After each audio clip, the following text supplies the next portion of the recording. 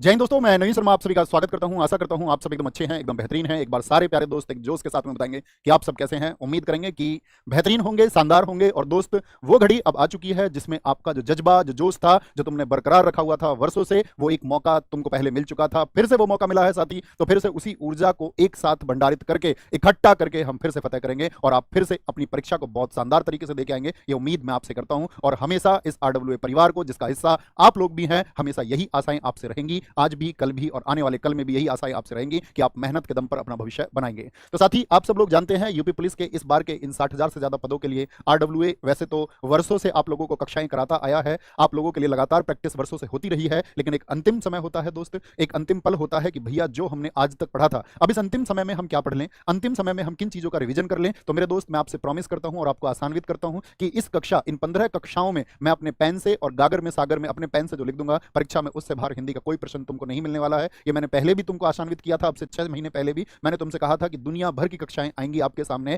कि अब तुम ये भी कर लो, अब तुम ये भी कर लो, हिंदी साहित्य का ये भी कर लो, उसका ये भी कर लो। मैंने आपको पहले भी कहा था यूपी पुलिस कांस्टेबल के लिए आपको चुनिंदा चीजें पढ़नी है, चयनित चीजें पढ़नी है। और अगर उन चुनिंदा चीजों को आप पढ़ के तैयार करें तो आसानी से हिंदी के 37 प्रश्न किए जा सकते हैं। आप ही में से बहुत सारे छात्र करके आएंगे, ये मुझे आपसे उम्मीद है।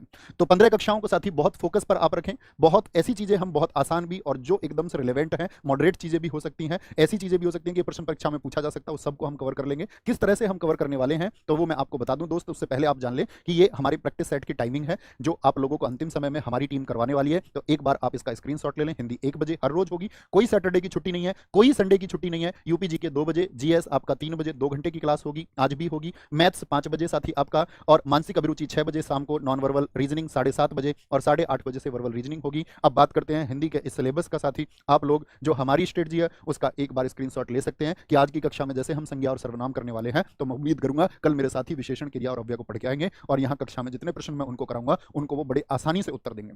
तो ये हमारा पूरा शेड्यूल है। 12 तारीख को हमारी ये 15 कक्षाएं खत्म हो जाएंगी। तो एकदम से चिंता नहीं करनी। एक बार कमेंट सेक्शन में लिख दो, भैया वी आर रेडी। इस कक्षा में लिखे गए एक एक शब्द पर हम फोकस करेंगे, उसके अतिरिक्त तो हमको कुछ पढ़ने की जरूरत नहीं है। ये वादा आप हमसे कर रहे हैं और हम आपके दिखाए हुए इस मार्ग पर चलने के लिए तैयार हैं। तो दोस्त, मैं तुमसे कहूंगा हाँ बिल्कुल तैयार हो जाइए। तो शुरू करेंगे आज की इस कक्षा को। एक बार थम्स अप कर देंगे क्लास शुरू करने से पहले कि भैया बहुत ध्यान से हम प्रश्नों को पढ़ेंगे, उतने ही ध्यान से उत्तर देंगे जैसे परीक्षा हॉल में देते हैं। प्रश्न को बहुत ध्यान से पढ़ना है, चारों विकल्पों पर विचार करना है और फिर आगे बढ़ना है। ठीक है, तो शुरू करते हैं। पहला प्रश्न आज का आपके सामने है। प्रश्न कहता है आपसे कि व्यक्ति, वस्तु या स्थान के नाम को क्या कहते हैं। कोई भी व्यक्ति है, व्यक्ति आप भी हो सकते हैं, मैं भी हो सकता हूं, लेकिन उसने पूछा व्यक्ति का नाम। नाम जैसे हम ले लेते हैं कोई, एक नाम है आकाश। फिर उसने पूछा व्यक्ति के बाद में वस्तु। वस्तु साथी कोई भी हो सकती है, जैसे वस्तु के लिए मैं ले लेता हूं जिससे मैं लिख रहा हूं कलम। ठीक है, और स्थान दोस्त जहां से आपकी कक्षाएं चल रही हैं, इस जगह का नाम है ग्रेटर नोएडा। ठीक है, ग्रेटर नोएडा, तो ये स्थान हो गया। अब आप भी कहीं से कक्षा कर ले रहे होंगे, वो लखनऊ हो सकता है, वो बुलंदशहर हो सकता है दोस्त, गौतम बुद्ध नगर हो सकता है, वो आपका प्रयागराज हो सकता है, कोई भी स्थान का नाम है। तो इन नामों को हम क्या कहेंगे, तो हमेशा परिभाषा याद रख लेना, व्यक्ति, वस्तु, स्थान और साथ में एक शब्द और आता है भाव। इनके नाम को हम हमेशा कहते हैं क्या, इनके नाम को हम कहते हैं दोस्त संज्ञा। ठीक है, एकदम सही उत्तर है। आगे आते हैं। प्रश्न है संज्ञा के कुल कितने भेद हैं। आपसे परीक्षा में प्रश्न पूछा जाएगा और इसकी कई भाषा हो सकती हैं, कई तरह से इस प्रश्न को पूछता है, वो सारी चीजें मैं आपको बताने वाला हूं। संज्ञा के कुल कितने भेद होते हैं, इस तरह से प्रश्न पूछा जाएगा तो हम कहेंगे 5। ठीक है, पहला उत्तर ये। आपसे पूछ ले आधुनिक हिंदी में संज्ञा के कितने भेद हैं। आधुनिक हिंदी में संज्ञा के कितने भेद हैं, तो आधुनिक हिंदी में दोस्त कितने भेद हैं, तो आप कहेंगे आधुनिक हिंदी में भैया हम 3 भेद कहेंगे सिर्फ। 3 कौन कौन से, व्यक्तिवाचक, जातिवाचक और आपका भाववाचक। द्रव्यवाचक और समूहवाचक को जातिवाचक का ही हिस्सा माना जाता है किसमें, आधुनिक हिंदी में। ठीक है, तो सिर्फ इसमें 3 कौन से आएंगे, एक तो आपका व्यक्तिवाचक संज्ञा होगी, ठीक है, व्यक्तिवाचक संज्ञा होगी। एक दोस्त आपका जातिवाचक संज्ञा होगी, जातिवाचक संज्ञा होती है। और तीसरी होती है आपकी क्या, भाववाचक संज्ञा। ठीक है, आपसे प्रश्न पूछ लेगा प्राचीन हिंदी में कितने भेद होते हैं संज्ञा के, या प्राचीन हिंदी के अनुसार पूछे तो प्राचीन हिंदी के अनुसार भी आपको 5 कहना है। तो ये 5 और 3 का चक्कर तो भैया स्पष्ट हो गया। लेकिन एक प्रश्न आता है साथी आपका, यथार्थ रूप से संज्ञा के कितने भेद होते हैं, तब उत्तर क्या देंगे। यथार्थ रूप से, वास्तव में पूछ रहा है, वास्तव में संज्ञा के कितने भेद होते हैं, यथार्थ रूप से संज्ञा के भेद कितने होते हैं, बताएंगे एक बार। तो यथार्थ रूप से संज्ञा के भेद सिर्फ और सिर्फ 2 होते हैं दोस्त, ये याद रख लेना। यथार्थ पूछे 2, प्राचीन पूछे 5 होंगे। कौन कौन से, व्यक्तिवाचक, जातिवाचक, अभी 5 बताने वाला हूं, उनकी पहचान कैसे परीक्षा में आप करें वो भी बताने वाला हूं। यथार्थ में साथी सिर्फ 2 भेद होते हैं, एक तो यथार्थवाचक, यानी वो सभी संज्ञाएं जो आपको दिखती हैं, जैसे व्यक्तिवाचक संज्ञाओं के जितने भी उदाहरण हुए वो सब आपको दिखते हैं। एक दूसरा साथी ऐसी संज्ञाएं होती हैं जो अदृश्य होती हैं, उनको बोलते हैं भाववाचक। तो यथार्थ रूप से सिर्फ ये 2 होते हैं। आधुनिक रूप से मैं आपको बता चुका, प्राचीन हिंदी पर डिस्कस कर लेते हैं। सिर्फ 1 शॉट से पूरी संज्ञा को आप उत्तर दे सकते हैं, वो 1 शॉट है साथी।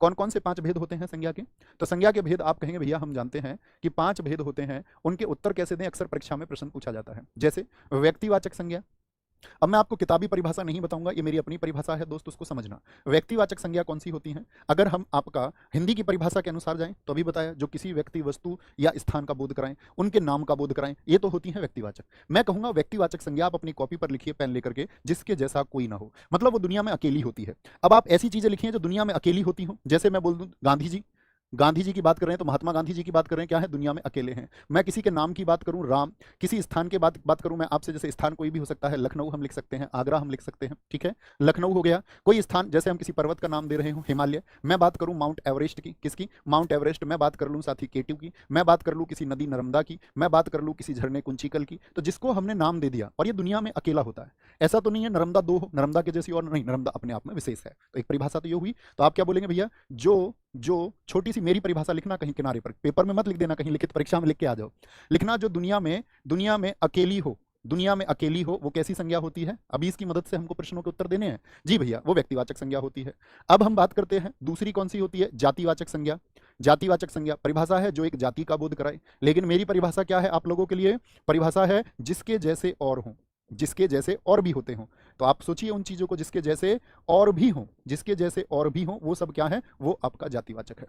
जैसे कि हम बात करेंगे आपसे, आप कहेंगे भैया कुत्ते के जैसे और कुत्ते होते हैं कि नहीं? जी हाँ, कुत्ता ये क्या हो गया, जातिवाचक हो गया। शेर के जैसे और शेर होते हैं, एक शेर एक जाति को दर्शा रहा है। अध्यापक एक जाति को दर्शा रहा है साथी, ठीक है। वकील शब्द एक जाति को दर्शा रहा है दोस्त। आम के जैसे और आम, जी भैया, ये एक जाति को दर्शा रहा है, किसको, जाति को दर्शा रहा है। गाय के जैसी और गाय, जी हाँ। पर्वत के जैसे और पर्वत, जी भैया। नदी के जैसी और नदी, जी भैया, होती है। तो जिसके जैसे और हो वो जातिवाचक है, इस बात में कोई दिक्कत। तीसरी आती है संज्ञा हमारी साथी भाववाचक। आप आराम से देखना, जिसके जैसे और हो, अपना कोई लॉजिक लगाने की आवश्यकता नहीं है, बस इसको सीखिए, अभी सीख जाएंगे जो जिनके लिए नया हो। भाववाचक संज्ञा क्या होती है साथी? भाववाचक संज्ञा होती है जो किसी भाव को, अदृश्य भाव को दर्शाती है। अब अदृश्य भाव आप कहेंगे तो हम इसके लिए क्या परिभाषा बनाते हैं? जिसको प्लेट में ना परोसा जा सके। आप कभी भी कंफ्यूज हो, बस मेरी एक परिभाषा याद रख लेना, जिसको प्लेट में नहीं परोस सकते, वो भाववाचक संज्ञा है। जैसे हम बात करें अच्छाई, मैं आपसे बोलूं अच्छाई को प्लेट में रख के दिखा दो, तो आप क्या बोलेंगे, ओहो भैया ये तो जातिवाचक संज्ञा नहीं होके क्या होगी, भाववाचक संज्ञा, क्योंकि प्लेट में नहीं परोस सकते। बात समझे मेरी? मैं आपसे बोलूं क्रोध, क्या प्लेट में परोस सकते हो? यस और नो में आंसर करके बताओ एक बार। ईमानदारी को प्लेट में परोस सकते हैं क्या? बुढ़ापे को प्लेट में, आप शरीर को तो पेश कर सकते हैं, व्यक्ति को पेश कर सकते हैं, लेकिन बुढ़ापे को नहीं पेश कर सकते। बात समझे? यस और नो में एक बार आंसर चाहिए सबके। बात समझ में आई तो बोलेंगे भैया यस। तो भाववाचक संज्ञा कौन से होती हैं? जो अदृश्य संज्ञाएं होती हैं, बस छोटा सा शब्द। अब क्या क्या हो सकते हैं, एक एक उदाहरण आपकी तरफ से चाहूंगा। जैसे फलों की मिठास होती है, मिठास होती है, किसी की अच्छाई होती है, ठीक है, किसी की बुराई होती है, बुराई होती है, ठीक है, प्रेम होता है, प्रेम, प्यार जिसको हम कहते हैं। थकावट दिखती है क्या? मैं बहुत थका हुआ हूं, मैं कहूं थकावट को पेश कर दो, तो पेश नहीं कर सकते। बात समझ में आई? कोई दिक्कत, कोई परेशानी? तो भाववाचक संज्ञा क्या होंगी? अदृश्य होंगी। तो ये हुए तीन हमारे, अब इसी को समझना। आगे चलते हैं। चौथी संज्ञा कौन सी है? तो ये तीन तो वो हैं जो कहती हैं आपका आधुनिक संज्ञा के भेद। जातिवाचक में ही दो भेद आते हैं जिनको प्राचीन हिंदी के अनुसार अलग माना गया। एक कौन सी है? मैटेरियल नाउन, द्रव्य, क्या बोलेंगे, द्रव्यवाचक संज्ञा। द्रव्यवाचक संज्ञा, आप लोग भौतिक विज्ञान पढ़ते होंगे तो दोस्त एक बात पढ़ते होंगे, पदार्थ की कितनी अवस्थाएं हैं मुझे बताइए। तो आप कहेंगे भैया पदार्थ की जो अवस्थाएं हैं वो 5 हैं, ठोस, द्रव, गैस, बोस-आइंस्टीन, कंडेंसेट, और पांचवी अवस्था, जैसे आपकी मतलब पांचवी बोस-आइंस्टीन कंडेंसेट है, चौथी प्लाज्मा है। तो उस सब में जो आएगा आपका वो द्रव्यवाचक संज्ञा है। तो वो ठोस भी हो सकती है, द्रव भी हो सकती है, गैस भी हो सकती है। जैसे तत्व हो गए, सोना, चांदी, तांबा हो गया आपका। जैसे लिक्विड में पानी हो सकता है, तेल हो सकता है, दूध हो सकता है साथी आपका, ठीक है, दूध आदि होते हैं आपके। ये सब किसको दर्शाते हैं? ये द्रव्यवाचक संज्ञा को। बात समझ में आई? और पांचवा भेद आता है साथी हमारा किसका? समूहवाचक संज्ञा। इसका एक उदाहरण आपसे चाहूंगा। समूहवाचक संज्ञा होती हैं जो किसका बोध कराती है? जो एक संघ का या समूह का बोध कराती हैं। किसका? संघ या समूह का बोध कराती हैं। तो यानी एक ग्रुप को दर्शाएंगे। अब ग्रुप क्या हो सकता है भैया? ग्रुप हो सकता है आपका कक्षा, जैसे कि आपकी कक्षा है, इतने सारे बच्चे हैं, ठीक है। एक टीम हो सकती है 11 खिलाड़ियों की, 5 की, 8 की, 6 की, सब तरह की होती है। ग्रुप हम कह सकते हैं, ग्रुप शब्द हम कह सकते हैं, जनता हम कह सकते हैं, RWA परिवार हम कह सकते हैं। तो ये भी क्या है? बहुत सारे लोगों से मिलकर जो बने वो क्या है? अब ऐसा नहीं कि लोग ही हों, ये बिल्कुल जरूरी नहीं है। जैसे चाबियों का गुच्छा हो सकता है। तो कहने का मतलब है एक से अधिक हो, एक से अधिक हो, ठीक है, एक से अधिक हो तो क्या होता है आपका? वो समूहवाचक संज्ञा को दर्शाए। कोई बात, कोई परेशानी? जैसे कई साथियों ने टोली लिखा, कई साथियों ने हमारे ने आपका सेना लिखा, कई साथियों ने आपका पुलिस लिखा, कई साथियों ने आर्मी लिखा, ठीक है, सभा लिखा कई साथियों ने। बहुत शानदार। इसी तरह के उत्तर मैं आपसे अपेक्षा करता हूं कि आप बताएंगे। तो पांचों समझ में आए? थम्स अप करें। अब उत्तर देने के लिए तैयार हैं? मैं फिर से रिवाइज कर देता हूं छोटे से शब्दों में। व्यक्तिवाचक क्या होगी? दुनिया में अकेली, ताजमहल दुनिया में अकेला। आप बोलेंगे भैया दुकान पे भी तो ताजमहल मिलता है, वो असली ताजमहल थोड़ी, वो अपने आप में विशेष है। जातिवाचक जिसके जैसे और हो, जैसे मैं बोल दूं भैंस, भैंस के जैसी और भैंस होती है कि नहीं। मछली बोल दूं, मछली के जैसी और मछली। भाववाचक क्या होगी? अदृश्य होगी, आप प्लेट में उसको पेश नहीं कर सकते। जैसे मैं आपसे क्वेश्चन पूछने वाला हूं यहीं पर, ठीक है, मुझे बताना आप लोग, मैं आपसे क्वेश्चन पूछने वाला हूं, अगर आप इतना सीख पाए हैं तो मुझे बताइए मिठाई शब्द में कौन सी संज्ञा है? मिठाई शब्द में कौन सी संज्ञा है? तो भैया मिठाई को तो प्लेट में परोस सकते हैं, तो यानी भाववाचक संज्ञा तो नहीं है, भाववाचक तो मिठास होती है। तो मिठाई क्या होगी? जिसके जैसे और हो, और जिसके जैसे और हो तो वो क्या हो जाता है साथी? जातिवाचक हो जाता है। क्या हो जाता है? जातिवाचक हो जाता है। ठीक है, यहीं पर मैंने साथी एक चीज आपको बताई, बुराई, इससे भी समझना। बुराई शब्द में भाववाचक संज्ञा है, लेकिन मैं आपसे पूछूं बुराइयां शब्द में कौन सी संज्ञा होगी? बुराइयां शब्द में कौन सी संज्ञा होगी? ये आपसे मेरा प्रश्न है, बड़े समझने की बात है। यूपीएससी में एक प्रश्न पूछा गया 2021 की परीक्षा में, तो बड़ा जबरदस्त प्रश्न था, कक्षा में हालांकि सिखाया गया था, लेकिन बहुत सारे साथियों को नया लगा। बाद में आया कि भैया इसका उत्तर क्या, हम करेक्शन डाल दें। तो क्या था प्रश्न? प्रश्न था कि बुराइयां शब्द में कैसी संज्ञा है? तो आप कहेंगे जातिवाचक। तो भैया क्या बोल देंगे यहाँ पर? बुराई में तो भाववाचक, तो बुराइयां में क्या होगा? जातिवाचक। क्यों जी? अब हम एक बुराई की बात नहीं कर रहे, अब हम एक से अधिक बुराइयों की बात कर रहे हैं, अब हम बुराइयों के समूह की बात कर रहे हैं, एक जाति की बात कर रहे हैं। तो याद रख लेना, नोट बना के लिख लो, कभी भी भाववाचक संज्ञा यदि बहुवचन हो जाए तो क्या हो जाती है? भाववाचक संज्ञा यदि बहुवचन हो जाए, राजस्थान एसआई का एक प्रश्न आपसे डिस्कस करना चाहूंगा अभी, तो क्या हो जाती है? हो जाए तो जातिवाचक संज्ञा बन जाती है। कोई दिक्कत, कोई परेशानी नहीं जी, जातिवाचक संज्ञा बन जाएगी। ठीक है, जैसे एक प्रश्न है, मैं आपसे पूछूंगा, कन्वर्जन आपसे मैं कराना चाहूंगा। जैसे मैंने आपको यहां पर क्वेश्चन दिया कि अच्छाई कैसी संज्ञा है? आप कहेंगे भाववाचक संज्ञा। मुझे बताओ अच्छाई की जातिवाचक संज्ञा क्या होगी? अच्छाई की जातिवाचक संज्ञा क्या हो जाएगी? तो आप कहेंगे जातिवाचक संज्ञा में बहुवचन शब्द जा सकते हैं। यदि भाववाचक का बहुवचन हो रहा हो तो क्या हो जाएगी साथी? जातिवाचक संज्ञा हो जाएगी। कोई दिक्कत, कोई परेशानी? जितनी भी साथी आपदाएं होती हैं जो मनुष्य या मानव प्रकृति को नुकसान पहुंचाती हैं, आंधी, तूफान, ये सब भी कैसी संज्ञाएं होती हैं? भूकंप, ज्वालामुखी, ये सब कैसी हैं? जातिवाचक संज्ञाएं। तो जितने भी आपके साथी क्या बोलेंगे डिजास्टर्स हैं, वो सब भी जातिवाचक संज्ञा होती हैं। कोई दिक्कत, कोई परेशानी? अब आपसे प्रैक्टिस करा लेते हैं, अब गलत उत्तर मत देना। ठीक है, जहां कहीं भी ऐसा प्रश्न आएगा संज्ञा के चुनाव का, तो उम्मीद करूंगा, अब इतनी छोटा ही टॉपिक है वो।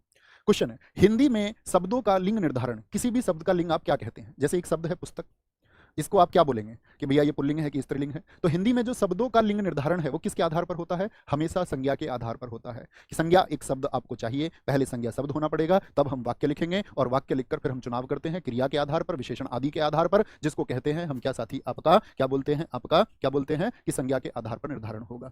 संज्ञा शब्द कावेरी का भेद क्या है? क्वेश्चन है आपसे, कावेरी का भेद क्या है? बताएंगे एक बार। क्या ये एक व्यक्तिवाचक संज्ञा है? क्या ये एक समूह यानी कि आपका एक ग्रुप का बोध कराती है, जैसे मैंने आपको समझाया? क्या कावेरी के जैसी अन्य भी कावेरी होती हैं? क्या ये अदृश्य है कावेरी? तो आप कहेंगे कावेरी एक नदी का नाम है। तो साथी क्या दे दिया इसको? एक नाम दे दिया। क्या हो गया? ये एक नदी का नाम है। तो जब कभी भी किसी को नाम दे दिया जाएगा, जैसे मैं बोलूं आपका नाम, तो हम नाम दे रहे हैं। जैसे क्वेश्चन पूछा गया आपका, यूपी परीक्षा ने पूछा कि आपका नाम संज्ञा के कौन से बोध को दर्शाता है? तो आपका कुछ तो नाम होगा, आप सोच लीजिए। तो हमने नाम दिया। जैसे एक प्रश्न पूछा जाता है, किसी शहर का नाम संज्ञा के कौन से भेद को दर्शाता है? किसी शहर का नाम। ठीक है, तो संज्ञा शब्द कावेरी का भेद क्या है दोस्त? आपका ये नाम दे दिया, व्यक्तिवाचक संज्ञा हो जाएगी। निम्नलिखित विकल्पों में से किस विकल्प में सभी शब्द व्यक्तिवाचक संज्ञाएं हैं? हम साथी कक्षा के अंत में उन प्रश्नों को भी ले रहे होंगे जो यूपी पुलिस निरस्त परीक्षा थी, उसमें प्रश्न पूछे गए, ताकि आप समझ पाएं कि क्या आधार रहा है प्रश्नों का। ठीक है, तो राम किसी का नाम आ गया तो ये व्यक्तिवाचक संज्ञा है। जी हाँ, रामचरितमानस एक पुस्तक का नाम है, नाम आ गया तो क्या है? व्यक्तिवाचक संज्ञा है। गंगा एक व्यक्तिवाचक संज्ञा है। कृष्ण एक व्यक्तिवाचक संज्ञा है। कामायनी जयशंकर प्रसाद जी की एक पुस्तक का नाम है, व्यक्तिवाचक संज्ञा है। मिठास क्या है साथी?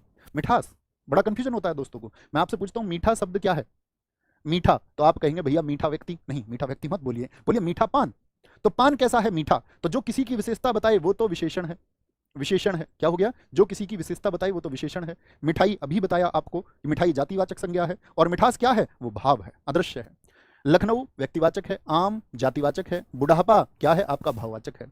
ममता किसी का नाम हो सकता है, ठीक है, और एक ममता भाववाचक संज्ञा भी हो सकती है, माँ की ममता। ठीक है, वकील नहीं होगा, जातिवाचक है। पुस्तक के जैसी अन्य पुस्तक होती है, जातिवाचक है। तो क्या हो जाएगा दोस्त? आपका पांचवे का ए एकदम से ठीक होगा। निम्नलिखित में से कौन सा शब्द है जो जातिवाचक संज्ञा शब्द नहीं है? दोस्त प्रश्नों को हमेशा ध्यान से पढ़ना। प्रश्न पूछे जाते हैं कौन सा शब्द जातिवाचक संज्ञा शब्द नहीं है, तो जातिवाचक संज्ञा शब्द नहीं है। ठीक है, और दोस्त मैं आपको एक खुशी की बात बताऊं कि इस समय हमारे साथ जो साथी पढ़ रहे हैं उनकी संख्या लगभग 1,36,675 है। और दोस्त ये हमने पिछली बार यही नंबर यूपी पुलिस एग्जाम के लिए हिंदी की जो गागर में सागर हुई थी, आपका मैराथन जो होती है, उसमें इतना नंबर ऑफ स्टूडेंट हमने पढ़ाया था, तो वो रिकॉर्ड आप आज ब्रेक कर चुके हैं। उसकी बहुत सारी बधाई आप सभी को, इस परिवार को, इतना प्यार, और इतनी हिम्मत, इतनी ऊर्जा देने के लिए जो साथी आप लोगों का भरोसा है, वो भरोसा हमेशा, मैं कहता हूं कि जब तक हम सब के हाथ में ये पेन है, वो भरोसा आपका कायम रहेगा। तो थैंक यू, बहुत सारा प्यार। कक्षा पे फोकस करते हैं।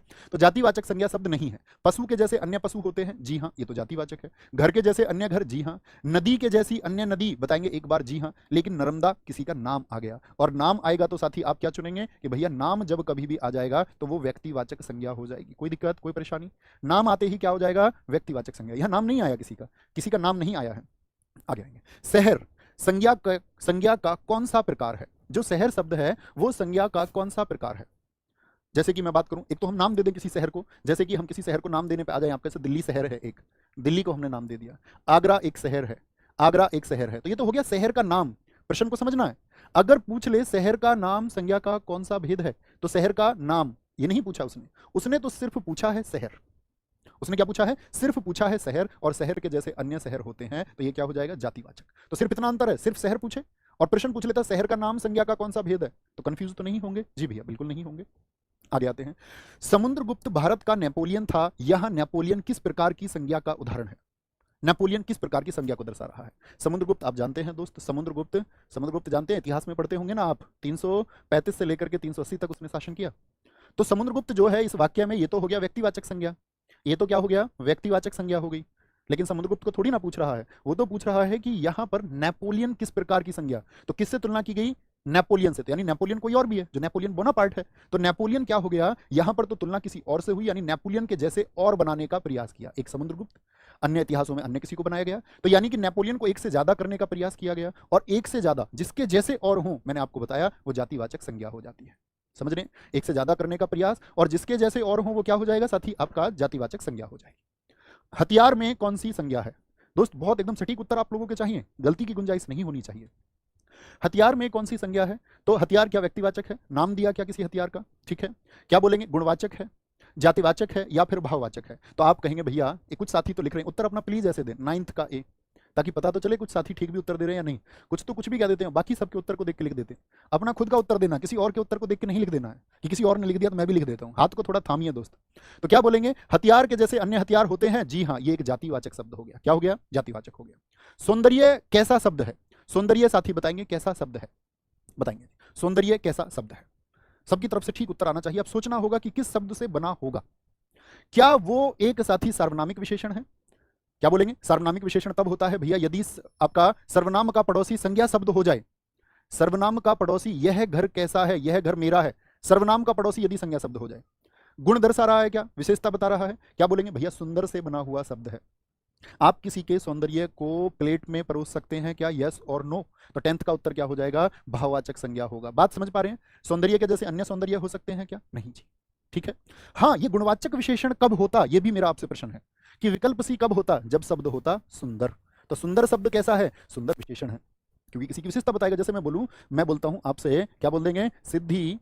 सिद्धि बहुत सुंदर है, सिद्धि बहुत सुंदर है, एक हमने बोला। तो भैया यहां पर क्या प्रश्न बनेगा जरा देखना। तो किसी की क्या बता दी? विशेषता बता दी, और किसी की विशेषता बता रहा है तो क्या है? विशेषण है, और विशेषण भी कैसा? गुण का बोध करा रहा है, तो गुणवाचक विशेषण है।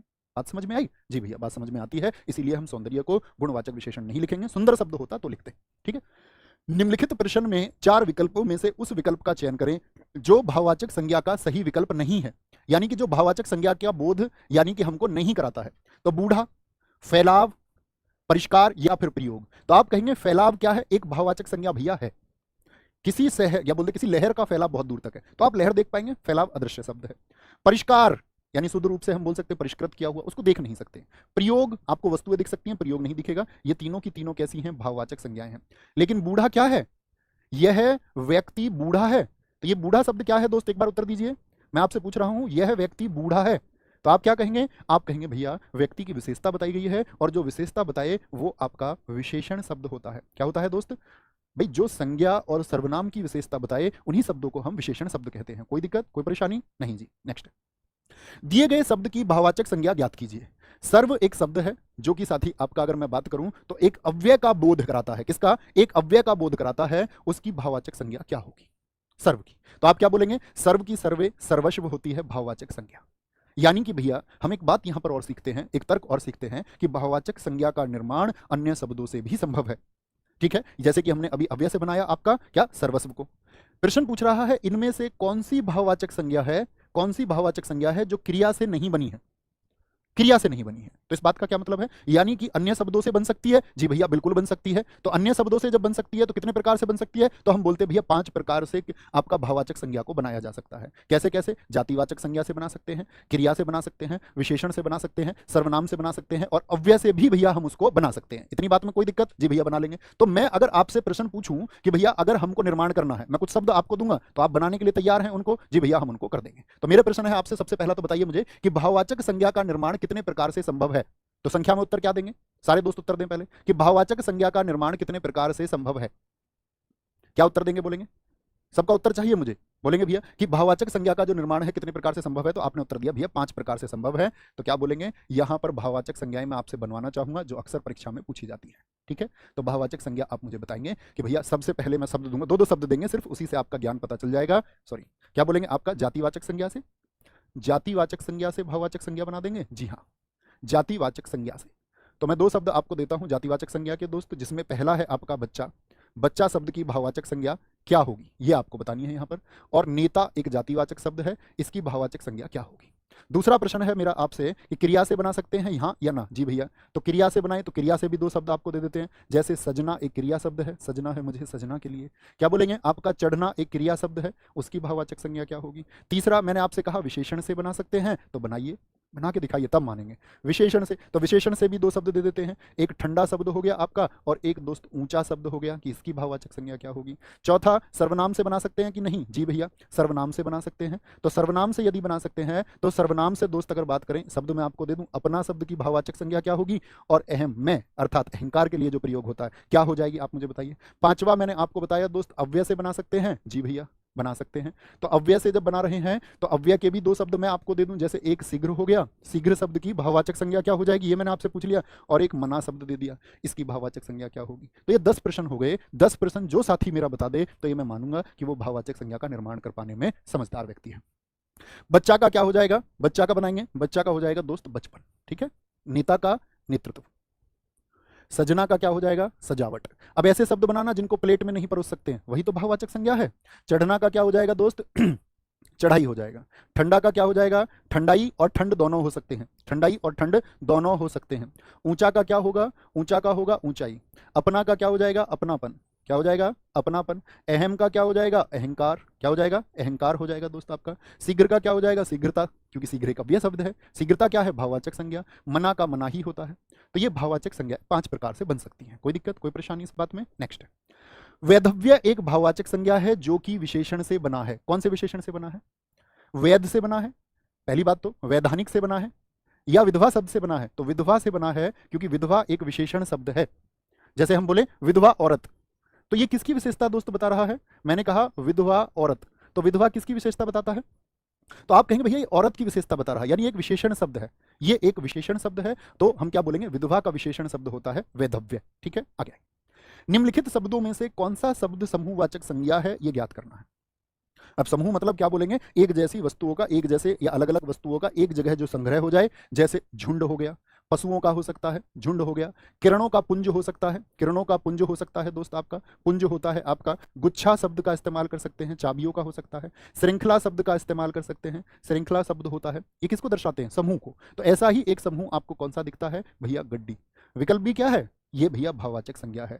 गुलाब के जैसे अन्य गुलाब होते हैं कि नहीं, जी भैया ये जातिवाचक संज्ञा है। और गेहूं को हम क्या रखते हैं, आधुनिक हिंदी के अनुसार तो जातिवाचक में, और प्राचीन हिंदी के अनुसार किसमें रखते थे, द्रव्यवाचक में रखते थे। ठीक है, आगे आएंगे। निम्नलिखित में से कौन सा शब्द है जो द्रव्यवाचक संज्ञा है, निम्नलिखित में से कौन सा शब्द है जो द्रव्यवाचक संज्ञा है, बताएंगे। हमारे एक भाई हमें ये बताने आयन करे कि क्लास का लिंक जो है ना जी व्हाट्सएप में शेयर कर दो अपने में, तो बच्चे 1.5 लाख हो जाएंगे। निम्नलिखित में से कौन सा शब्द है द्रव्यवाचक संज्ञा है। मैं आप सब लोगों से हमेशा से ये कहता आया हूं दोस्त, लाइव बस वो एक खुशी तो होती है, ठीक है, लेकिन मैं उसके बारे में बहुत ज़्यादा बात नहीं करता। मैंने आपसे कभी नहीं कहा क्लास को लाइक करना है, ये करना है। मैं हमेशा उन चीज़ों के लिए मना करता हूँ कि आप अपनी स्वेच्छा से कक्षा देखिए, और आपके काम की है तो ही देखिए। भटकाव से यदि तुम बच गए तो फिर मंजिल आसान है, मंजिल तक हम जल्दी पहुंच सकते हैं। निम्नलिखित में से कौन सा शब्द जो द्रव्यवाचक को बताए, तो ठंड तो क्या हो गई साथी, भाववाचक हो गई। ठीक है, मिठास क्या हो गई, भाववाचक, मिठाई का एक भाव है ना। जी हाँ, खटाई क्या है, क्या बोलेंगे, खटाई क्या है साथी आपका। तो खटाई को हम 2 तरह से बता सकते हैं। एक तो खटाई जो खाने वाली है, उसके जैसी अन्य हो सकती। एक खटाई क्या है? भाव है, जिसको हम खटास भी कहते हैं। तो चमड़ा क्या है? चमड़ा एक साथी रॉ मेटेरियल है। जो कच्चे पदार्थ है ना आपके, तो कच्चे पदार्थ और तत्व ये सभी क्या होते हैं? ये सभी दोस्त द्रव्यवाचक संज्ञाएं होती हैं। क्या होती हैं? कुछ भी रॉ मटेरियल के रूप में आप कुछ भी देखिए, कच्चा पदार्थ जो होगा आपका, जैसे आप चाय बनाने वाले हैं तो चाय के लिए कौन कौन से कच्चे पदार्थ चाहिए आप लोगों को? भैया दूध चाहिए, चाय पत्ती चाहिए, चीनी चाहिए आप लोगों को। तो ये सब कच्चे पदार्थ जो हैं आपके, ये सब क्या होंगे आपका? ये भैया द्रव्यवाचक संज्ञा के अंतर्गत आएंगे, है ना। क्वेश्चन नंबर 13 भैया छूट गया है। 13 नहीं बताया क्या? अरे ये कर लो ना यार, जो क्रिया से बनी है देखना, ये किससे बनी है? पढ़ना से बनी है। पढ़ना से बनी है पढ़ाई, तो ये क्रिया से बनी है। सबसे पहले आपको क्रिया पता है ना, क्रिया होती है मूल धातु में यदि ना लगा दिया जाए। किसमें? मूल धातु में क्या जोड़ दिया जाए? ना। तो मूल धातु क्या है? कोई क्रिया सोचिए, जैसे मैं बोलूं हंसना, हंसना, तो साथी इसमें हंस क्या है? ये ना तो एक प्रत्यय है, यानी एक शब्दांश है जो बाद में जुड़ा है, और हंस क्या है दोस्त? मूल धातु है। तो यानी कि क्रिया होती है मूल धातु में। परिभाषा बोले तो परिभाषा क्या बोलेंगे? यदि मूल धातु में ना प्रत्यय जोड़ दिया जाए तो क्या बन जाती है? आपका क्रिया बन जाती है। क्या बन जाती है? तब दोस्त आपका क्रिया बन जाती है, ठीक है। लड़ना से बना है लड़ाई, जी हां, तो ये भी एक क्रिया है। कमाना से बना है कमाई, तो ये भी क्या है दोस्त आपका? कमाना से बना है कमाई, तो ये भी एक। लेकिन क्या ये बताना भलाना से बनती है? क्या भलाना कोई क्रिया शब्द है? आप कहेंगे नहीं भैया, भलाना की भलाई नहीं है। भलाई तो कैसी संज्ञा है? भलाई तो आपका दोस्त मेरे मित्र, ये आपका भाववाचक संज्ञा तो है, लेकिन क्रिया से नहीं बनी है, ठीक है। ये किससे बनी है फिर भैया? ये बनी है भलाना से नहीं, ये भला से बनी है, भला से। और भला क्या है? यह व्यक्ति बहुत भला है। भला एक विशेषण शब्द है, जानते ना आप, भला बुरा बोल देते हैं, जैसे कि वह व्यक्ति बहुत भला बुरा कह के चला गया, तो भला व्यक्ति तो बोलते हैं किसको? जो ईमानदारी का एक भाव दर्शाता है, तो भला हो गया। तो किससे बना है भैया? क्रिया से नहीं बना। विशेषण से भाववाचक संज्ञा बन सकती है, जी हाँ। तो क्या बोल देंगे? आपका उत्तर इसका भला हो जाएगा, ठीक है। सॉरी, मैं इसको छोड़ के आगे बढ़ गया था, मैंने ध्यान नहीं दिया इस पर। अच्छा जी, अब इस पर आते हैं। निम्नलिखित वाक्य में संज्ञा पदबंध क्या है? बहुत बच्चे परेशान होते हैं प्रश्न से। आप दोस्त हमेशा बस वाक्य में क्रिया ढूंढना, जब कभी पदबंध ढूंढना हो किसी का भी, संज्ञा सर्वनाम क्रिया किसी का भी, ठीक है, तो आप सिर्फ क्रिया को ढूंढिए। क्रिया क्या है इसमें? घर के आंगन में लगे पेड़, मूल धातु सूख, और क्रिया है सूखना। बात समझे?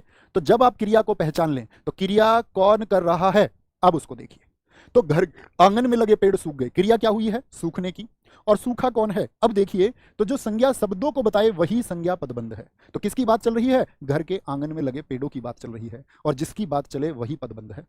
जिसकी बात साथी चले वही क्या है? वही आपका पदबंध है, ठीक है। नेक्स्ट, सूची 1 में दिए गए संज्ञा को सूची 2 में दिए गए संज्ञा के भेद से सुमेलित कीजिए तथा विकल्पों में से सही उत्तर चुनिए।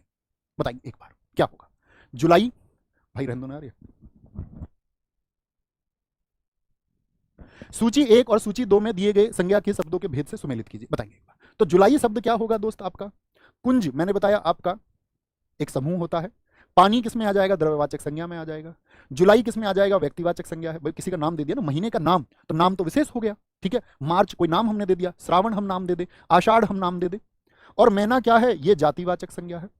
तो क्या बोलेंगे? आपका 1 2 4 और 3 हो जाएगा, 1 2 4 और 3 हो जाएगा। कोई दिक्कत, कोई परेशानी? आगे निम्नलिखित में से संज्ञा की दृष्टि से असंगत, असंगत समझते हैं? असंगत का मतलब होता है, परीक्षा में गलती मत कर देना, असंगत का मतलब होता है गलत। कभी सुन लो कि सही पूछ रहा है और पहले ही का उत्तर का चुनाव कर दो तो गलती हो जाएगी दोस्त फिर, ठीक है। तो क्या बोलेंगे? संज्ञा की दृष्टि से असंगत या गलत युग्म है कौन सा है, बताइए। क्या बंदर जातिवाचक संज्ञा है? बंदर जातिवाचक संज्ञा है, जी हाँ। मोटाई एक भाववाचक संज्ञा है, जी हाँ। नेपाल किसी देश का नाम आ गया, नाम आते ही व्यक्तिवाचक संज्ञा है। लेकिन घृणा क्या जातिवाचक है? अब आप बताएंगे इसका उत्तर क्या होगा। तो घृणा तो भैया एक भाववाचक संज्ञा होगी। कैसी संज्ञा है ये? घृणा एक भाववाचक है। अब मैं उम्मीद करूंगा कि आपसे आप संज्ञा के चुनाव में कभी दिक्कत या गलती नहीं करेंगे, ठीक है। अब आते हैं हम सर्वनाम की ओर। संज्ञा को हम इस तरह से कवर करते हैं। मैं आपको बता दूं, पिछली जो निरस्त परीक्षा यूपी पुलिस कांस्टेबल हुई उसमें संज्ञा का कोई प्रश्न नहीं पूछा गया, उसमें वर्णमाला का कोई प्रश्न, लेकिन इसका मतलब ये नहीं है कि इस बार नहीं पूछा जाएगा। अपने चैप्टर्स का सभी का अच्छे से रिवीजन करके जाना है। सर्वनाम के इस बार चारों शिफ्ट में क्वेश्चन पूछे गए, वो चारों प्रश्न आपको देखने को मिलेंगे किस प्रकृति से। मैं देखूंगा कि आप उनका उत्तर दे भी पाएंगे या नहीं, ठीक है। तो इनमें से सर्वनाम की उपयुक्त परिभाषा कौन सी होगी? क्रिया के स्थान पर प्रयुक्त होने वाले शब्द होंगे, या अगर हम बात करें वो विशेषण के स्थान पर प्रयुक्त होने वाले शब्द होंगे, या फिर संज्ञा के स्थान पर प्रयुक्त होने वाले शब्द होंगे, या बोलें क्रिया विशेषण के स्थान पर प्रयुक्त होने वाले शब्द होंगे। तो आप बोलेंगे वे शब्द जो संज्ञा के स्थान पर प्रयुक्त होते हैं, जैसे राम, राम अच्छा लड़का है, अच्छा लड़का है। तो मुझे एक बार बताइए कि इसमें दोस्त आपका संज्ञा शब्द कौन सा है? तो आप कहेंगे भैया ये क्या है? व्यक्तिवाचक संज्ञा है कि नहीं दोस्त? बताएंगे जी भैया ये व्यक्तिवाचक संज्ञा होगी। अच्छा, इसकी विशेषता बता रहा है, जो विशेषता बताए वो विशेषण है, जो संज्ञा की विशेषता बताए। लड़का क्या है? ये जातिवाचक संज्ञा है, लड़के के जैसे अन्य लड़के होते हैं, जी भैया। तो मैं कह रहा हूं आपसे कि संज्ञा के स्थान पर मैं बोल दूं वह अच्छा लड़का है, तो मैंने जो ये वह इस्तेमाल किया है, ये किसकी जगह पर आपका इस्तेमाल किया है? आप कहेंगे भैया राम की जगह पर इस्तेमाल किया, तो राम क्या था? संज्ञा शब्द था। तो संज्ञा शब्द की जगह जो इस्तेमाल हो जाए, एक तो परिभाषा ये पूछी जाती है, दूसरी परिभाषा पूछी जाती है संज्ञा के स्थान पर प्रयुक्त होने वाले शब्द, और पूछा जाता है कई बार परिभाषाओं में कि संज्ञा की पुनरावृत्ति रोकने के लिए किन शब्दों का इस्तेमाल किया जाता है। संज्ञा की पुनरावृत्ति रोकने हेतु किन शब्दों का इस्तेमाल होता है? तो संज्ञा की पुनरावृत्ति, तो बोले जैसे बहुत बड़े शब्द होते थे पहले, आपने सुने भी होंगे, सच्चिदानंद हीरानंद वात्स्यायन अज्ञेय जी बहुत महान व्यक्ति थे, सच्चिदानंद हीरानंद वात्स्यायन अज्ञेय जी की माता जी का नाम ये था, तो बार बार उस शब्द को इस्तेमाल नहीं कर सकते, तो पुनरावृत्ति रोकने के लिए क्या बोल देंगे? वह एक अच्छे इंसान थे, एक बार नाम ले दिया उनका, उनकी माता जी, तो उनकी क्या हो गया? सर्वनाम शब्द हो गया, ठीक है, उन्होंने बहुत शानदार कार्य किए, तो बार बार उनका नाम नहीं लिख सकते। तो ये दोनों ही परिभाषाएं हैं, संज्ञा की पुनरावृत्ति रोकने हेतु सर्वनाम का इस्तेमाल होता है और संज्ञा के स्थान पर भी प्रयुक्त हो जाते हैं, ठीक है। आगे आएंगे नेक्स्ट। सर्वनाम का भेद इनमें से कौन सा नहीं है? पहले तो मेरे साथी आपसे प्रश्न है कि सर्वनाम के कितने भेद होते हैं, तो आप कहेंगे सर्वनाम के जो भेद होते हैं भैया वो 6 होते हैं। कितने होते हैं? भेद 6 होते हैं। और 6 भेदों में क्या गुणवाचक आता है कोई? तो आप कहेंगे नहीं जी। प्रश्नवाचक आता है? जी हाँ, प्रश्नवाचक होता है, जैसे हम कोई प्रश्न पूछ लें, क्या और कौन प्रश्न करते हैं, ये क्या है? ये सर्वनाम है। संबंधवाचक होते हैं? जी हाँ, जो और सो, ये सर्वनाम शब्द है। निजवाचक, हाँ, आप जो है ये निजवाचक शब्द है। तो 3 तो ये हो गए भैया। फिर चौथा कौन सा है आपका? चौथा बोध होता है आपका निश्चयवाचक। परीक्षा में इसी से प्रश्न पूछे गए इस बार। निश्चयवाचक कौन कौन से हो सकते हैं आप बता सकते हैं? जी भैया, यह और वह होते हैं। अगर मैं आपसे पूछूं अनिश्चयवाचक भी होता है क्या? जी भैया, अनिश्चयवाचक भी होते हैं। अनिश्चयवाचक में क्या होता है आपका? कोई और कुछ जिसमें कुछ पता नहीं हो, कोई आया है, कुछ आपका खाया है। एक होते हैं आपके, कौन से बच गए? निश्चयवाचक हो गए, अनिश्चयवाचक हो गया दोस्त, संबंधवाचक हो गया, हाँ, एक पुरुषवाचक बच गया। अब मेरा प्रश्न आपसे यह है कि पुरुषवाचक के कितने भेद होते हैं, ये आप मुझे बताएं। पुरुषवाचक के कितने भेद होते हैं? तो आप कहेंगे भैया कि जो पुरुषवाचक सर्वनाम होता है उसके 3 भेद होते हैं पुरुषवाचक के। कौन कौन से? एक तो होता है उत्तम पुरुषवाचक, एक होता है आपका मध्यम पुरुषवाचक, और एक होता है आपका अन्य पुरुषवाचक। तो उत्तम में कौन कौन आते हैं? आईवी, यानी कि मैं और हम, और इनसे बनने वाली इनकी कारक विभक्तियां भी इसी में आती हैं। जैसे मैं से मैं आपसे कुछ जानना चाहूंगा, भैया कुछ शब्द बना के दिखाएं मुझे, तो आप बोलेंगे मैं से भैया मैंने बन जाएगा, मेरा बन जाएगा, मेरी बन जाएगा। मैं आपसे बोलूं हम से भाई साहब कुछ शब्द बना के दिखाइए, तो आप कहेंगे भैया हमको, हम ही से चुरा लो, ऐसा नहीं करना, ठीक है। उससे बनेगा शब्द कि क्या बोलेंगे? हमारा, हमारी, हमसे, हमको आदि। मध्यम पुरुषवाचक में कौन आ जाते हैं? कौन आ जाएंगे? तुम की एकवाचक कौन होता है आपका? क्या बोलेंगे? तू एक वचन के लिए, और आप बहुवचन के लिए इस्तेमाल हो जाता है। और अन्य में कौन आ जाते हैं? यह, वह, ये, वे, और इन सब से जो बने, इन्होंने, उन्होंने, जैसे तुम से तुम्हारा, तू से आपसे, आपको, आपसे, ये सब बन जाए, है ना। तो क्या बोलेंगे? ये पुरुषवाचक के भेद होते हैं। तो कितने भेद होते हैं? गुणवाचक किसका भेद है जी? गुणवाचक तो भैया अभी कक्षा में मैंने आपको बताया, वो विशेषण का भेद है ना। आगे आएंगे। हिंदी में कुल कितने सर्वनाम है जी? बताएंगे एक बार। तो हिंदी में भेद देखो, पूछे तो सर्वनाम के बड़े सावधान तरीके से उत्तर देना। भेद पूछे तो 6, और सर्वनाम शब्दों की संख्या पूछे तो 11 होंगे। जैसे मैंने बताया मैं और तुम हो गए, ये कौन से थे? अभी बताए थे, पुरुषवाचक थे। ये आपका उत्तम पुरुषवाचक, ये मध्यम पुरुषवाचक। आप हो गया, आप निजवाचक में आ जाता है। यह वह किस में आते हैं? ये निश्चयवाचक में आ जाते हैं। जो और सो किस में आते हैं? ये संबंधवाचक में आते हैं, जो संबंध बताएंगे। कोई और कुछ किस में बताए आपको? भैया अनिश्चयवाचक में आपने बताए हमको। और कौन और क्या किस में बताए? ये प्रश्नवाचक में बताए। तो इस तरह से जो 6 भेद थे उनमें मुख्य ये 11 शब्द हैं जिनको 11 सर्वनाम शब्द कहते हैं।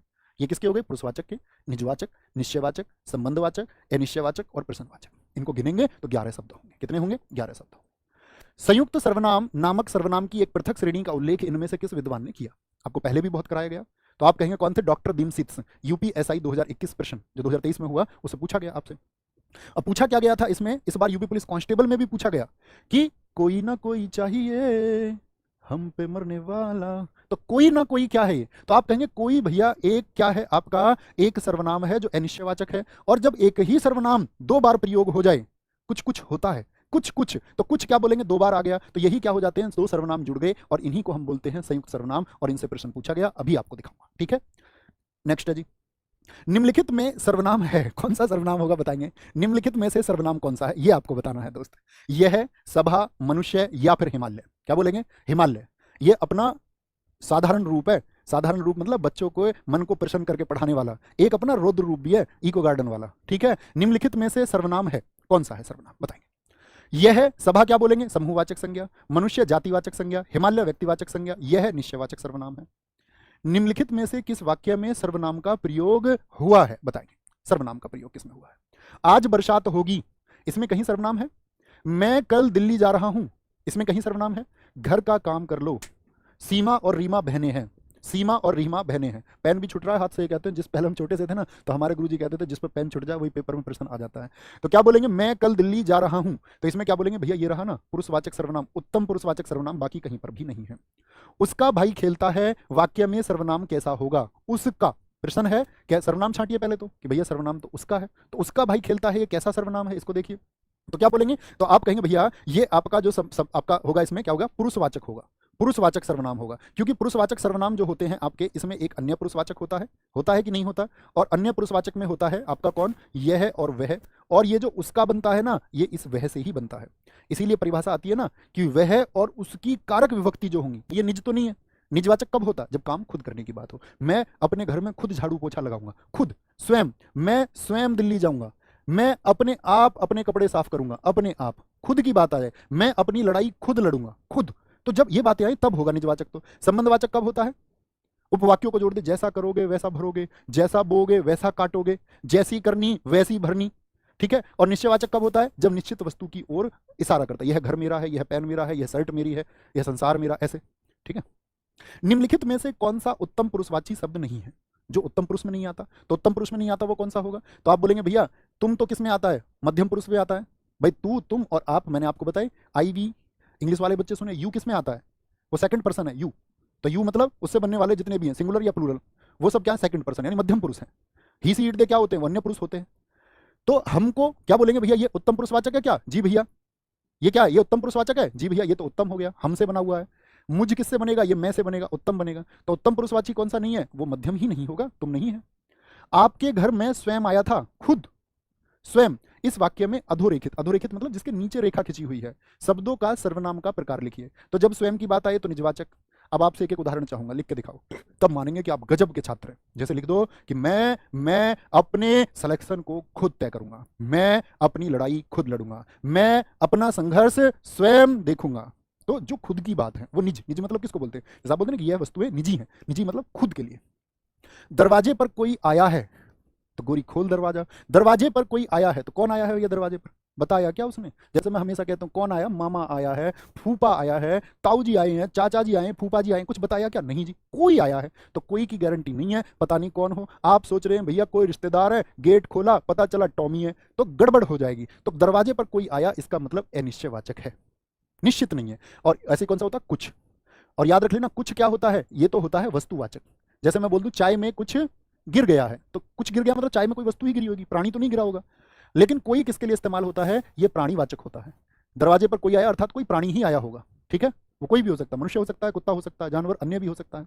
तो ये क्या हो गया, अनिश्चयवाचक। निजवाचक में खुद की बात, निश्चयवाचक में निश्चित वस्तु का बोध कराएगा। जैसे क्या, सर्वनाम का पड़ोसी क्या हो जाएगा, क्या बोलेंगे, सर्वनाम पड़ोसी संज्ञा शब्द नहीं, क्या बोलते हैं, ये आपका, यह मेरा घर है, तो निश्चित चीज का आपका इशारा करता है। जब प्रश्न पूछे तो प्रश्नवाचक होगा। आएंगे सबके प्रश्न। निम्नलिखित प्रश्न में 4 विकल्पों में से उस विकल्प का चयन करें जो दिए गए वाक्य के अनुसार सर्वनाम के भेद का सही विकल्प है। स्वाद में कुछ कमी है, देखना जरा, स्वाद में क्या है, कुछ कमी है, तो कुछ क्या संबंधवाचक है, नहीं जी, ठीक है। पुरुषवाचक है क्या, पुरुषवाचक में कहीं पे आता है कुछ, नहीं जी, पुरुषवाचक में तो आता उत्तम पुरुषवाचक, मैं हम, मध्यम पुरुषवाचक तुम, अन्य पुरुषवाचक यह है वह, ये वे। प्रश्नवाचक क्या प्रश्न कर रहा है, नहीं जी, अनिश्चयवाचक है, कुछ कमी है, पता नहीं चल रहा क्या है, लेकिन कुछ कमी है, कुछ, ठीक है। इनमें से संबंधवाचक सर्वनाम का प्रयोग किस वाक्य या किन वाक्यों में हुआ है। किन का मतलब समझ गए कि बहुवचन है, यानी एक से ज्यादा में भी हो सकता है। पहचानिए, जो सोता है सो खोता है, संबंध जोड़ दिया। जिसने परिश्रम किया वह सफल होगा, जैसी करनी वैसी भरनी। जैसे मैं बोल दूं जो मेहनत करेगा, स्मार्ट स्टडी जो करेगा, जो मेहनत करेगा, वो भी हो सकते हैं और जो सो भी हो सकते हैं, याद रखना। जो मेहनत करेगा सो वर्दी पाएगा, और जो सोएगा वो वर्दी खोएगा। तो क्या बोलेंगे, उपयुक्त सभी होंगे। आप मुझसे क्या चाहते हैं, तो क्या चाहते हैं, अब देखो वाक्य में उसने प्रश्न चिन्ह नहीं लगाया, कभी सोचो कि यहां पर गलती है, देता ही नहीं है परीक्षा में, वो तो इस शब्द को जानना चाह रहा है। तो प्रश्न कर लिया क्या, जी भैया, प्रश्नवाचक होगा। तो प्रश्न करे तो प्रश्नवाचक, ये मैं आपको एक्सप्लेन कर ही चुका, अनिश्चयवाचक नहीं होगा, निजवाचक नहीं होगा, निश्चयवाचक होगा। इनमें से संयुक्त सर्वनाम का उदाहरण कौन सा है। अब जो आने वाले 4 प्रश्न हैं, ये यूपी कांस्टेबल जो आपका एग्जाम हुआ, जो आपका साथी 17 और 18 फरवरी को एग्जाम हुआ था इसी वर्ष, 17 और 18 फेब में जो एग्जाम हुआ था, उस हर एक शिफ्ट में सर्वनाम का एक प्रश्न पूछा गया। आपसे चारों प्रश्न की अपेक्षा करता हूं कि आपने अगर कक्षा में आज भी ध्यान से पढ़ा तो ये 4 प्रश्न आपके बहुत शानदार होने चाहिए। संयुक्त सर्वनाम, 2 सर्वनाम का बोध हो जाए एक साथ, ठीक है। निम्नलिखित में से निश्चयवाचक सर्वनाम कौन सा है, बताएं जी, क्या क्या, प्रश्नवाचक, कुछ क्या होगा आपका निश्चयवाचक, कौन प्रश्नवाचक, यह क्या है निश्चयवाचक। ये आपका 17 सेकंड शिफ्ट का पूछा गया। 18 फर्स्ट शिफ्ट आपका मतलब सेकंड भी हो सकता है, लेकिन चारों यूपी पुलिस 17-18 में पूछे गए। संबंधवाचक सर्वनाम का उदाहरण कौन सा नहीं है, जो संबंध को नहीं दर्शाता। जैसे बताएंगे मुझे, जो और सो तो जान ही गए, जिसका जैसा मन वैसा, जिसका क्या बोलेंगे, आपको तो कोई मतलब ही नहीं बनता, तो जिसका को जोड़ सकते हैं। जैसे हम बोलते हैं जिसकी लाठी उसकी भैंस, जिसका देश उसका बोलबाला, तो जिसका उसका हो सकते हैं, लेकिन आपको क्या है, ये तो आपसे बना है, ये तो मध्यम पुरुषवाचक शब्द से बना है, और ये पुरुषवाचक में जाएगा, संबंधवाचक का मतलब नहीं बनता। क्यों, कब, कौन से सर्वनाम के उदाहरण हैं, क्यों और कब किस में आएंगे, तो भैया जी ये प्रश्न कर रहे हैं तो प्रश्नवाचक सर्वनाम होंगे, क्योंकि क्यों, क्या, जैसे क्या बोला, कौन बोला, ये सब क्या है, प्रश्न करते हैं, और प्रश्न करते हैं तो प्रश्नवाचक सर्वनाम है। तू, तुम, तेरा आदि हिंदी के कौन से पुरुषवाचक में आएंगे, हिंदी के कौन से पुरुषवाचक सर्वनाम है, तू, तुम, तेरा, तो क्या बोलेंगे भैया, उत्तम पुरुषवाचक है क्या, उत्तम में तो भैया आईवी, मैं और हम आते हैं, मैं और हम और उनकी कारक विभक्ति। अन्य में कौन आएगा आपका, यह वह, ये वे, यह वह, ये वे, क्या ये मध्यम में आता है, जी भैया ये मध्यम में आता है। ठीक है, होमवर्क दूंगा, उत्तर देना, और बाकी शेड्यूल बता देता हूं। आपको अपनी कोई भी बात मुझ तक पहुंचानी है तो आप मुझसे साथ ही इंस्टाग्राम पे जुड़ सकते हैं, और इंस्टाग्राम आईडी आप लिख लीजिए उसको, ठीक है, ऑफिशियल नवीन, सिर्फ इतना लिखना है उसमें, नवीन शर्मा RWA। ठीक है, कोई भी क्वेरी, कोई भी सुझाव है, आप इस पर मैसेज कर सकते हैं, ओपन प्लेटफॉर्म में लिख सकते हैं। ठीक है, अब आते हैं दोस्त हम किस पर, अब आते हैं हम आपके शेड्यूल गागर में सागर पर। ये परीक्षाएं 15 तो साथी जो कक्षाएं चल रही हैं परीक्षा के लिए तो तैयार करनी ही है। आप गागर में सागर का शेड्यूल भी एक बार स्क्रीनशॉट ले लीजिए कि 15 तारीख को ही हम हिंदी की कक्षा से इस गागर में सागर को शुरू करेंगे, और दोस्त उस दिन तबाही होगी। मिनी मॉक आप लोगों के लिए स्टार्ट हो चुके हैं यूपी पुलिस कांस्टेबल री एग्जाम के लिए 29 जुलाई से साथी, हर रोज सुबह होता है। आप सुबह उठ के अपने टाइम के शेड्यूल के हिसाब से, जैसे 1 बजे से तो यूट्यूब पर क्लास शुरू हो जाती है, फिर आप वो मॉक दे सकते हैं आपके लिए जो सूटेबल टाइम हो। ठीक है, अब आते हैं हम आज के होमवर्क पर। ये होमवर्क है, इसका उत्तर जो कक्षा को बाद में देखें, उन सभी बच्चों से भी मेरा ये निवेदन है कि प्यारे साथी इस उत्तर को जरूर दें, और साथ में कक्षा आपको कैसी लगी, या आपका कोई सुझाव है, या मुझे बताएं कि इस बार आप अपने सिलेक्शन के लिए कितने आसान्वित हैं, जरूर लिखिए। बस एक छोटी सी एक उत्साहित करने वाली पंक्ति सुनिए, इकबाल साजिद जी की पंक्ति है, बड़ी शानदार, बड़ी गजब, खतरनाक लाइन है कि प्यासे ना रहो दस्त में, दस्त बोलते हैं दोस्त किसको, आपको जंगल को, जंगल का पर्यायवाची शब्द है। बारिश के मुंतजिर, मुंतजिर बोलते हैं आपका प्रतीक्षा करने वाले को, दस्त जंगल और मुंतजिर प्रतीक्षा करने वाले को। अब सुनना कि प्यासे ना रहो दस्त में, बारिश के मुंतजिर, मारो जमीन पे पांव कि पानी निकल पड़े। वो उत्साह आपका होना चाहिए, तो अपने दम पे करके दिखाएंगे। थैंक यू, नमस्ते, जय हिंद, जय Bharat, love you all, thank you.